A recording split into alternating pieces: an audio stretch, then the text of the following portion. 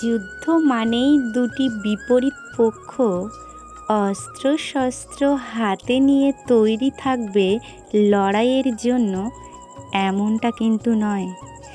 এই যুদ্ধ মানেই আমি সেই জীবন যুদ্ধের কথা বলছি, যেখানে অস্ত্রশস্ত্র ছাড়াই মানুষকে প্রতিহত করা যায়। তো জীবন যুদ্ধ নিয়ে কিছু কথা তোমাদের সাথে শেয়ার করব। তার আগে পরিচয়টা করিয়ে নিই। আমি অলকা, আর অলকা উপমা ব্লগ চ্যানেলে সবাইকে অনেক অনেক স্বাগত। আর দেখো, কথা বলতে বলতে আমার 4টে প্রাণীকে নিয়ে আমি কিন্তু সকালবেলা বেরিয়ে গেছি, কারণ ওরা না ঘরের ভিতর খুব ডাকাডাকি করে। ভোর 5টা থেকে এমন জ্বালাতন করে যে আমার মনে হয় যে আগে কখন ওদেরকে বের করব। কিন্তু জানো তো, আমার উপমা এত বায়না করতে থাকে, বিছানা আমাকে ছাড়তেই দেয় না। দেখো, আমার সাথেই কিন্তু সেও উঠে পড়েছে। মানে আমি যতক্ষণ বিছানাতে থাকবো ততক্ষণ ও থাকবে। কথা বলতে বলতে কিন্তু আমার 4টে প্রাণীকে আমি খাবার দিয়ে চলে এসেছি। আর দেখো, এখন আমার ঘরে আমার চোকেসটা না একটু কাঁচটা ময়লা পড়েছিল, তো সেই জন্য একটু পরিষ্কার করে নিলাম। চুলটা খুলতে খুলতে একটা কথা তোমাদেরকে বলতে চাই। আমার ভিডিও যারা দেখছো, ভিডিওটির ভালো লাগা ও খারাপ লাগা এই দুটোর মধ্যে নিশ্চয়ই একটা থাকবে। তো যেটা তোমাদের লাগবে সেটা কমেন্টে জানালে খুব খুশি হব। তো যুদ্ধ, মনে কষ্ট থাকলে হাসি মুখে এগিয়ে যেতে হবে, কারণ এটাই জীবন। জীবন যুদ্ধে সবাই তোমাকে শুধু সান্ত্বনা দেবে, কিন্তু লড়াইটা তোমাকেই করতে হবে। জানো তো, বিবাহিত জীবন দেখতে সুন্দর, ঠিক কাশ্মীর যতটা সুন্দর ততটাই বাইরে থেকে বিবাহিত জীবনকে সুন্দর মনে হয়, কিন্তু ভিতরে আসলে যুদ্ধে ভরা। এই যুদ্ধ হলো এমনই এক যুদ্ধ, যে যুদ্ধে কঠিন পরিস্থিতিতে নিজেকে শক্ত করে সুন্দরভাবে বাঁচার স্বপ্ন নিয়ে সামনের দিকে এগিয়ে চলা। জীবন যুদ্ধে কিছু মানুষ কেবল সফলতার স্বপ্ন দেখে, আর কিছু মানুষ তাকে বাস্তবে রূপ দিতে প্রতিনিয়ত চেষ্টা করে চলে। যেমন ধরো আমি, যেমন ধরো তুমি, আমরা সবাই প্রতিনিয়তই যুদ্ধ করছি। যেমন ভালো কিছু পাওয়ার জন্য, ভালো পরিবেশ তৈরি করার জন্য, নিজের সন্তানকে ভালো পরিবেশে নিয়ে যাওয়ার জন্য। এগুলো সব এক এক প্রকারের যুদ্ধ বলা যায়।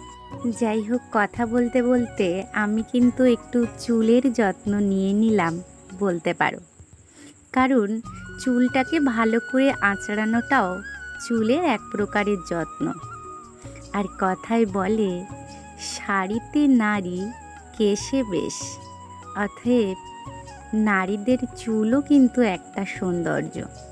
যাই হোক, আমার যতটুকু আছে ততটুকু তো তার যত্ন করা উচিত। তো সেই জন্য সকালবেলা আমি বাসি কাজটা কিন্তু সেরে নিয়েছি।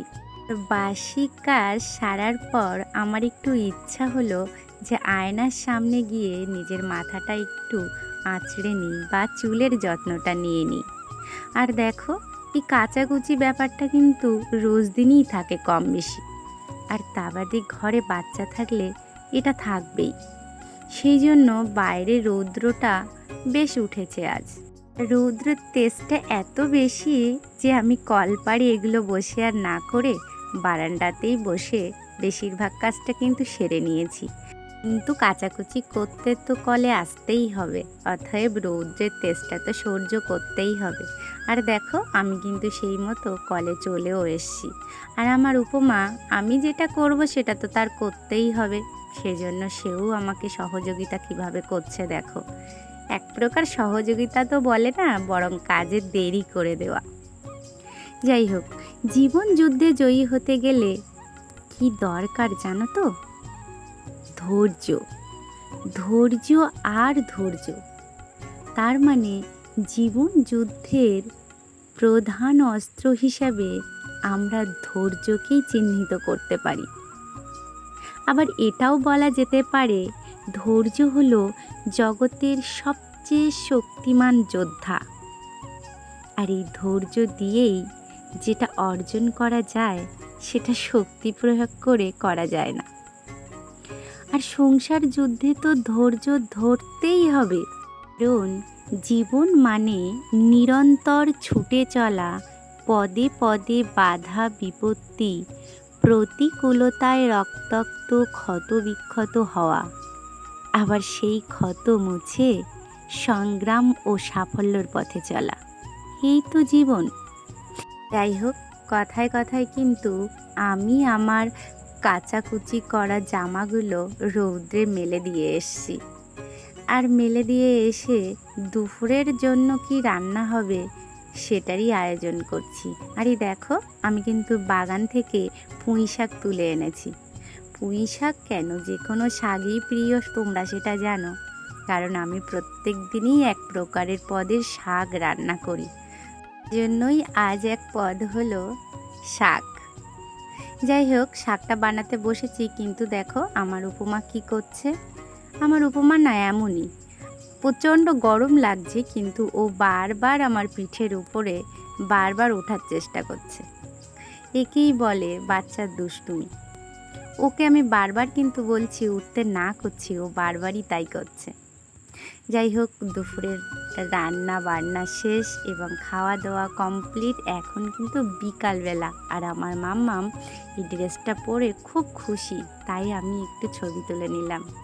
তো যাই হোক, আর ব্লগটা বেশি বড় করছি না। তোমরা সবাই ভালো থেকো, নেক্সট ব্লগে আবার দেখা হবে, টাটা।